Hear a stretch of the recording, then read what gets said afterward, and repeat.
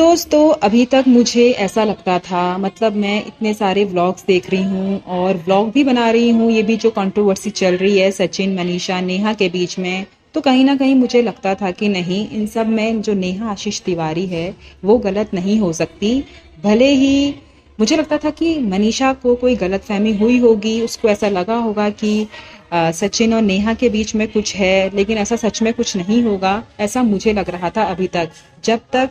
जो नेहा के भाई चीनू है वो लाइव नहीं आए थे। लेकिन चीनू के लाइव आने के बाद से सारे जो इनके बीच में हुआ है, जो भी बातें थी वो सब क्लियर हो गई है, क्योंकि चीनू ने खुद ये कहा है कि मैं मानता हूँ मेरी बहन गलत थी, नेहा से गलती हुई थी, लेकिन अकेले नेहा को ब्लेम नहीं कर सकते, सचिन की भी उतनी ही गलती थी, दोनों की बराबर की गलती है। तो आप एक को इतना ज्यादा बेइज्जत करके एक की धज्जियां उड़ा रहे हो और दूसरे को तुम इतना महान दिखा रहे हो, ये गलत है। तो यहाँ पर चीनू ने ये साफ साफ कह दिया है कि नेहा और सचिन दोनों से गलती हुई है, लेकिन नेहा अब मूव ऑन करना चाहती है। उसने अपने भाई से बोला कि भाई कुछ भी करो, मुझे इन सब से छुटकारा चाहिए और आज के बाद ऐसा नहीं होगा। नेहा के भाई चीनू ये कहते हैं